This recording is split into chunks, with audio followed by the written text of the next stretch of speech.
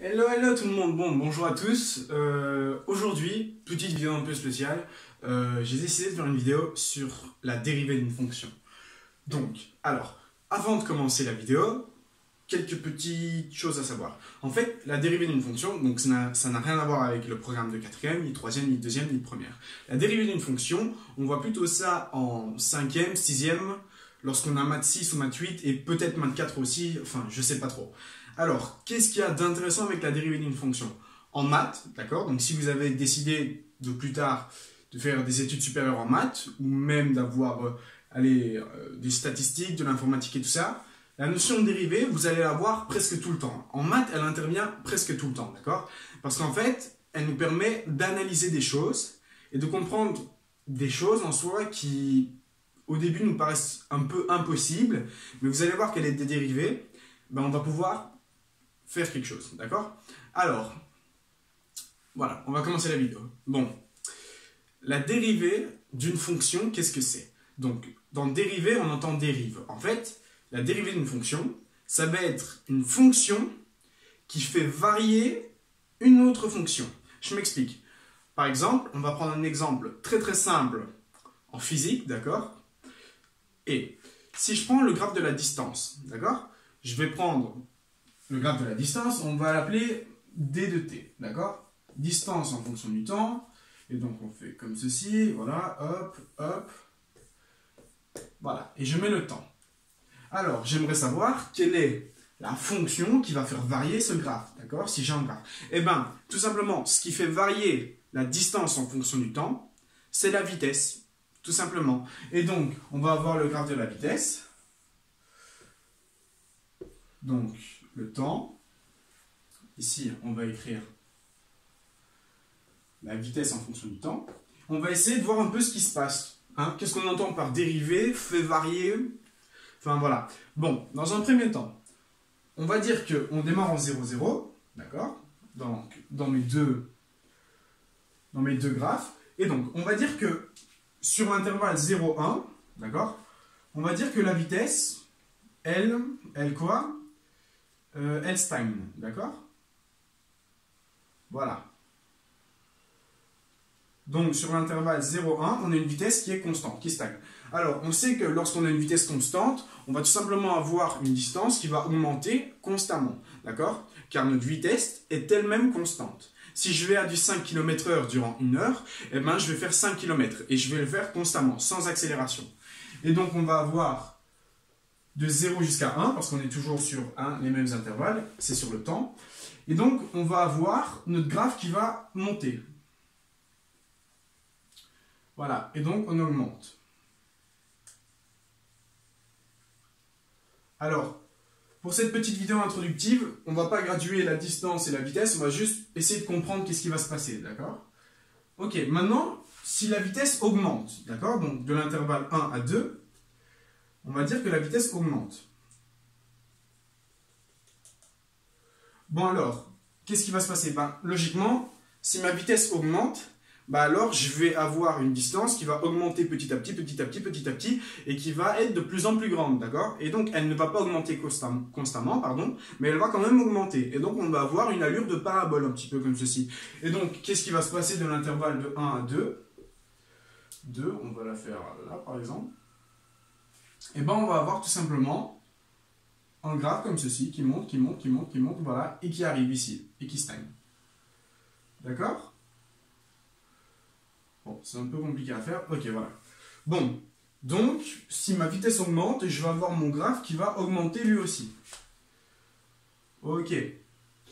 Maintenant, si ma vitesse descend, qu'elle décroît, d'accord? Qu'est-ce qui va se passer? Si par exemple, de l'intervalle 2 à 3, qui va arriver ici, ma vitesse décroît. Ok? Bon, qu'est-ce qui va se passer? Bon, attendez, je vais peut-être rapprocher un peu le 3.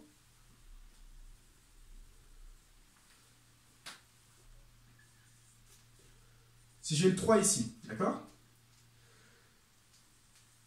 Et que ma vitesse décroît, qu'est-ce qui va se passer pour ma distance? Bon, en soi, qu'est-ce qui va se passer? On aurait tendance à dire que la distance va diminuer. Or non, la distance ne va pas diminuer. Pourquoi? Parce que si la distance diminue, ça veut dire qu'on va en marche arrière, à reculons. Et quand on va en marche arrière, on va dire tout simplement que notre vitesse est négative.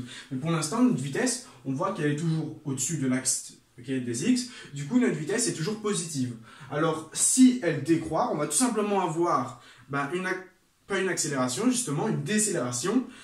On va avoir, donc, dans un premier temps, la vitesse qui sera plus grande, d'accord? Et donc, au fil du temps, on va descendre avec notre vitesse, et donc on va avoir un graphe qui fait à peu près une parabole à l'envers, parce qu'on continue à augmenter, mais on va de moins en moins vite, et on augmente de moins en moins. Et donc, qu'est-ce qui va se passer sur l'intervalle de 3?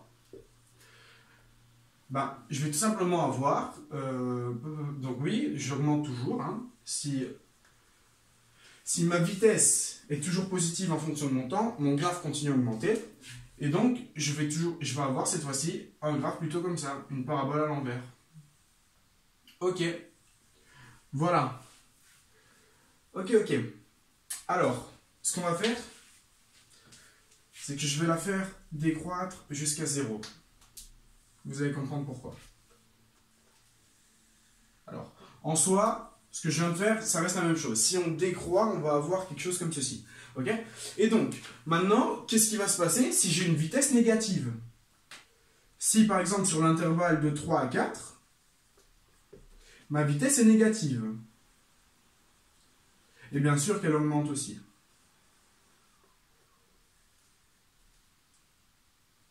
Alors, si ma vitesse est négative, qu'est-ce qui va se passer? Il va se passer que je vais tout simplement aller en arrière. Si je fais moins des mètres par seconde, je vais tout simplement reculer. Et donc, qu'est-ce qui va se passer au niveau de notre graphe? On va avoir le même style de parabole, sauf qu'au lieu d'avancer, justement, si on a une vitesse négative, on va reculer. Et donc, on va avoir quelque chose comme ceci. Voilà. On va faire ça comme ça, jusqu'au graphe A4. Voilà. Et donc, après, si je veux continuer à descendre, mais constamment, cette fois-ci, donc si je vais jusqu'à 5, je vais toujours avoir une vitesse négative, comme ceci. D'accord? Sauf que je vais la faire stagner. Alors, jusqu'à 5, on va pouvoir dire qu'on va avoir, tout simplement, si je prends le point ici, ma vitesse qui descend constamment. Ok. Donc, je récapitule. Quand elle est constante et positive, on monte. Quand elle augmente et qu'elle est positive, on monte, mais sous une allure de parabole. Quand elle est positive, mais qu'elle descend, justement, on fait l'inverse de la parabole. Et, point très important, quand on a 0, d'accord? Quand on est ici on est au point 0, en Y, et à ce moment-là, qu'est-ce qui va se passer? Si ma vitesse est nulle, logiquement, ma distance n'augmente plus. Et on a atteint un palier. D'accord? C'est logique, si ma vitesse est nulle, je n'augmente plus, je n'avance plus, très simplement. Si ma vitesse est nulle, je n'avance pas. D'accord? Ensuite, si ma vitesse devient négative, j'avance à reculons, et donc je fais le même style de parabole, et puis si je veux être constant, voilà, je redescends. Ok. Et maintenant, qu'est-ce qu'il faut pour que je remonte, que je redémarre? Il faudrait que j'accélère, d'accord? Mais toujours avec une vitesse négative et que je revienne à 6. À ce moment-là, qu'est-ce qui va se passer?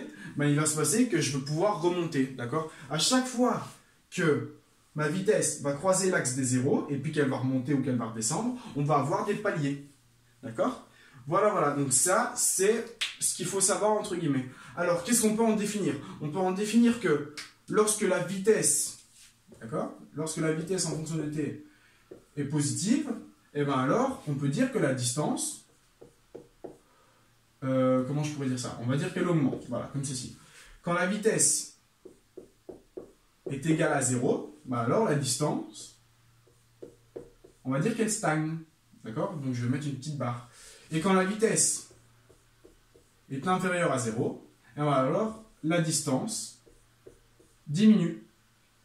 Hop là, voilà. Et donc ça, c'est ce qu'il y a à savoir.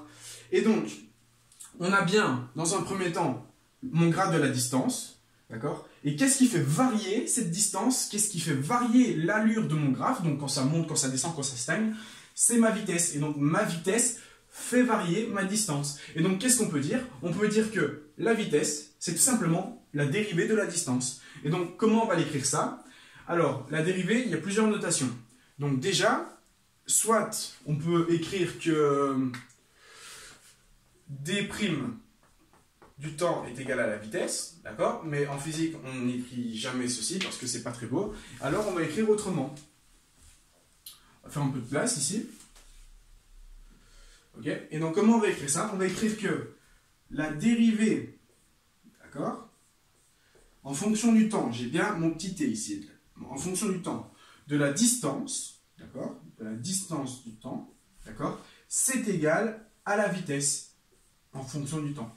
Voilà, et donc ici on a une écriture pour notre dérivée. Ce petit signe, c'est tout simplement la dérivée. Et pourquoi j'ai un d au-dessus, un dt, d'accord? Le dt en fait, il va signifier qu'on est par exemple sur l'axe du temps. Si j'avais eu un x, bah, j'aurais eu ddx, d'accord? Donc ça, c'est une façon de noter la dérivée. On va voir qu'il y a plusieurs façons de noter la dérivée, d'accord?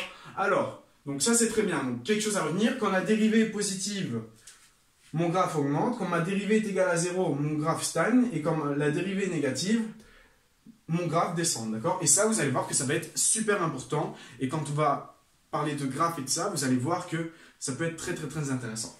Alors, bon, ça, ok. La dérivée de la distance en fonction du temps, c'est la vitesse. Dérivée de la distance en fonction du temps, c'est la vitesse. Ok, maintenant, comment est-ce qu'on va essayer de calculer la valeur de cette dérivée? Alors, tout simplement, la vitesse, on peut la calculer en faisant la distance divisée par le temps. Ok, mais vous allez me dire, oui, mais la vitesse, elle varie. Du coup, en soi, ben, si je prends la distance finale divisée par le temps total, ben, je ne vais pas avoir la vitesse qu'il y aura tout le temps. Si je prends la distance totale divisée par le temps total, mais que j'ai un graphe comme ceci, ben, logiquement, ça ne va pas me donner la vitesse en tout point. Non, ce qu'il faudrait calculer, c'est la vitesse en chaque point, d'accord? Pour avoir une expression, d'accord? Et comment on va définir la vitesse en chaque point? On va parler ici de vitesse instantanée. On va calculer la vitesse en un seul point, d'accord? Et donc, comment est-ce qu'on va calculer la vitesse en un seul point? Logiquement, bon, je vais faire un peu de place. Je vais effacer ceci. Voilà. Et on va se fier au graphe de notre distance, d'accord? Alors, ce que je vais essayer de faire ici, c'est que je vais essayer de calculer VI, d'accord? Et VI, la vitesse instantanée, ça va nous donner la valeur, d'accord? Et donc, comment calculer la dérivée? À ce moment-là, VI, ben VI, logiquement, si je veux calculer la vitesse en un seul point, ben, il va falloir que je calcule la distance que j'ai parcourue en un seul point, d'accord, en une infinité de temps, d'accord, donc une infinité décimale, donc un temps très très très petit, que je vais diviser par un temps très très très petit, d'accord, c'est tout simplement ça. Donc je vais prendre la distance que j'ai parcourue en un temps très très très petit, et je vais le diviser par un temps très très très petit. Et donc comment on va écrire ça? Ben, moi ce que j'écris c'est qu'on va faire la distance instantanée divisée par le temps instantané. D'accord? Alors, le temps instantané, qu'est-ce qu'on peut dire? Le temps instantané, ben, on va dire que c'est un temps qui est arbitrairement petit, qui tend vers 0, d'accord? On pourrait même dire qu'il est négligeable. Ok? Alors comment on va écrire ça en mathématiques? Lorsque on va faire tendre quelque chose vers l'infini décimal, d'accord? Donc quand ce sera très très petit, très proche de 0, on va écrire la notation dt, d'accord? Donc qu'est-ce que ça va être? On va parler de limite ici. Si je prends la limite quand t tend vers 0, d'accord? De t, d'accord? Donc ici, j'ai bien t qui va tendre vers 0, d'accord? Donc c'est une notation tout simplement, hein? Donc ici, ça veut dire que t va être très très très très proche de 0, donc 0,0000 jusqu'à l'infini, voilà. Et donc on va écrire que ceci, on va le noter par la suite dt. Voilà. Et donc, en fait, ici, quand la limite du temps, d'accord, qui tend vers 0, c'est tout simplement le temps instantané. Le temps instantané, ben, c'est quand le temps tend vers 0. Et donc, par la suite, on écrira dt. Et donc, au lieu d'écrire ti ici, je vais tout simplement écrire dt. Voilà. Donc, ça, on reconnaît déjà un petit peu l'écriture qu'on avait tout à l'heure. Ok, donc maintenant, ce qu'il me faudrait, moi, c'est calculer DI. Alors, ne pas confondre DI et D avec un abscisse I, d'accord? Ici, l'abscisse, c'est vraiment pour dire que c'est l'instantané. C'est pas la différentielle. Voilà, et donc, qu'est-ce que ça veut dire, pardon, différentielle? Donc, j'ai oublié de l'expliquer. La différentielle, c'est justement ce nombre, d'accord, qui va tendre vers 0, d'accord? La différentielle du temps, ici, ça va être dt. Ok, et vous allez voir que quand on va parler de graphe, donc plus généralement, ben, la différentielle, on va l'écrire dx, parce qu'on sera sur l'axe des x et pas sur l'axe du temps. D'accord, maintenant, je vais calculer la vitesse instantanée. Ben, la vitesse instantanée, qu'est-ce que ça va être? Ben, ça va être, ben, si je prends par exemple, on va prendre une grande loupe, ok? On va prendre une loupe ici. Alors, déjà, un petit truc à savoir. Si vous avez une courbe, d'accord, on va prendre les rails d'un train. Si vous regardez les rails d'un train à 100 mètres de hauteur, qu'est-ce que vous allez voir? Vous allez voir que c'est un peu sinueux comme ça, d'accord? Donc on va dire que le train avance comme ça. Maintenant, vous allez vous rapprocher du train jusqu'à avoir la tête collée sur les rails. Ben, à ce moment-là, vous aurez l'impression que la rail est toute droite. C'est normal parce que vous êtes dessus. Donc, plus on se rapproche, et donc on va dans l'infiniment petit, plus même une courbe va avoir des allures de droite. Et donc ici, n'importe quel point ici, donc si je prends une loupe, on va la dessiner comme ceci, voilà. Hop là. Si je prends une loupe, et ben alors même si j'ai une courbe, je vais tout simplement avoir une droite ici. D'accord? Parce que je prends quoi? Je prends ma loupe, d'accord? Et donc je vais dans l'infini décimal, d'accord? Donc dans l'infiniment petit. Ok, et donc moi ce que je veux, d'accord? En fait, la loupe ici, elle représente quoi? Donc si je la représente ici, voilà, on va prendre ma loupe. Quand je me suis rapproché de l'infiniment petit, je vais avoir quelque chose comme ceci, d'accord? Voilà, on va dire qu'on s'arrête ici. D'accord? On va continuer comme ça, donc le graphe continuera, et nous on va étudier ce qui se passe entre ces deux points-ci, d'accord? Donc ici, c'est une distance qu'on a parcourue, d'accord? C'est le graphe de notre distance, et on veut essayer de calculer quelle est la distance instantanée. Tout simplement, on va avoir un triangle rectangle, d'accord? Et ce triangle rectangle, ici, on est sur l'axe des x, donc l'axe du temps, et donc on a pris un temps qui est infiniment petit, on s'est rapproché un maximum. Et donc en fait, la distance qu'on a ici, c'est tout simplement dt. Et ici, je vais tout simplement avoir di, d'accord? C'est la distance instantanée, la distance qu'on a parcourue entre ce point-là et ce point-là. Mais comment on pourrait généraliser tout ça? Si ici, j'ai ma distance en fonction de mon temps, d'accord? On va avoir la distance en fonction du temps. Ici, je vais tout simplement avoir la distance en fonction du temps, mais augmentée de dt, d'accord? Pourquoi? Parce que, en fait, quand on regarde la distance en fonction du temps ici, c'est tout le temps qui s'est écoulé juste avant. Et donc maintenant, si j'ajoute dt, d'accord? Ici, mon infinité de temps, d'accord? C'est bien ça, hein? Si je veux une distance infiniment petite, d'accord? Je vais calculer la distance que j'ai parcourue sur le plan dt, d'accord? Sur ce temps infiniment petit. Et donc, sur ce temps infiniment petit, à la base, j'étais en dt, et donc maintenant, je vais être en la distance de mon temps plus dt, parce que j'ai rajouté ce petit temps, j'ai rajouté ce temps ici infiniment décimal. Et donc, le point ici que je vais avoir, ça va être quoi? Ça va être tout simplement la distance, ok? Donc, d de t plus dt. On va gommer tout ceci, voilà. Et donc, le point que j'ai là, c'est d de t plus dt. D'accord? C'est bien ici la distance, d'accord? di. D'accord? Ça va être la distance que j'ai parcourue en mon temps plus dt, d'accord? Donc le dt ici, moins dt. Si je prends tout ceci, d'accord? Donc jusqu'à mon axe, moins tout ceci, il va me rester di. Et donc on va avoir une nouvelle notation pour di. On va tout simplement dire que c'est la distance qu'on a parcourue en un temps t plus dt, parce que justement on s'est rapproché un maximum, on a été dans l'infiniment petit, et donc on est à des différentiels ici de temps, et on va soustraire la distance qu'on avait déjà parcourue en t, d'accord? Et donc on va avoir une nouvelle écriture pour vi. Vi, ça va être égal à quoi? Ça va être égal à, donc, di, et donc di, ça va devenir quoi? On va avoir di, qui est égal à, donc, la distance en t plus dt, moins la distance en t. D'accord? C'est bien la longueur qu'on a ici, la distance di, donc la distance qu'on a parcourue en un temps infiniment petit, ça va être la distance qu'on aura parcourue en ce temps plus le temps infiniment petit, moins la distance qu'on avait déjà parcourue au temps juste avant, donc précédent. Et donc on va réécrire tout ça, on va avoir la vitesse instantanée qui est égale à d de t plus dt, moins la distance de t, d'accord? Donc ça c'est la distance instantanée, divisé par dt. Voilà, et donc on a trouvé une expression générale pour ma dérivée. La vitesse instantanée, ça va être la distance instantanée que je viens de vous expliquer, divisée par le temps instantané qu'on a mis pour le faire. Et donc le temps instantané, ce sont une valeur qui tend vers 0, d'accord? C'est la différentielle du temps, c'est ce qui tend vers 0. Ok? Et donc on a une nouvelle expression de notre dérivée. Et donc on a que la vitesse instantanée, donc la dérivée de notre distance, c'est tout simplement la distance de d plus dt, moins la distance de t sur dt. Voilà, voilà. Donc ça, c'est quelque chose à savoir. Et donc, on a déjà trouvé une formule pour notre distance. Ok, maintenant, si je ne veux pas prendre ma distance et que je vais tout simplement prendre f de x et x, ok? Donc, je vais avoir une fonction f de x, peu importe laquelle, et je vais avoir x. Ben donc, ce qui fait varier cette fonction, c'est sa dérivée, d'accord? Et donc, on va écrire f' de x, d'accord? C'est une notation pour écrire la dérivée. Tantôt, on a vu d dx, ok? Mais il y a plusieurs façons, et donc, une façon, c'est de l'écrire comme ceci. f' de x, ok?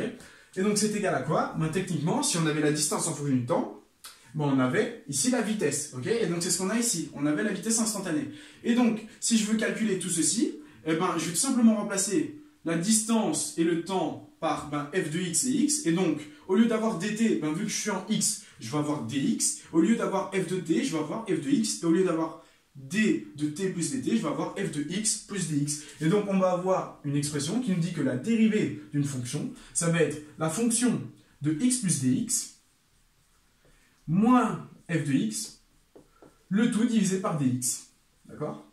Et donc, on a bien un nombre ici, dx, la différentielle de x qui tend vers 0, qui est infiniment petit, qui est arbitrairement petit, comme je dis.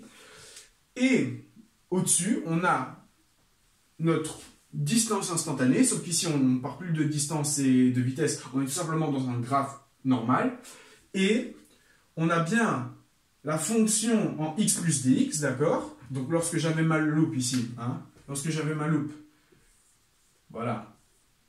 J'ai bien ici ma fonction de x plus dx, parce que justement, si je fais ceci, là, je suis en dx, d'accord? Et j'ai bien ici ma fonction de x. Et donc, la distance ici qu'on a, ce qu'on va appeler df, d'accord? La différentielle de f, d'accord? La différentielle de ma fonction, ça va être bien ce qu'on a au-dessus, d'accord? Ça va être la fonction de x plus dx moins la fonction de x, d'accord? Et donc, on peut aussi réécrire, d'accord? Que ce qu'on a ici, au-dessus, d'accord? Donc, f de x plus dx moins f de x, on peut aussi dire que c'est la différentielle de ma fonction, d'accord? C'est une manière de l'écrire.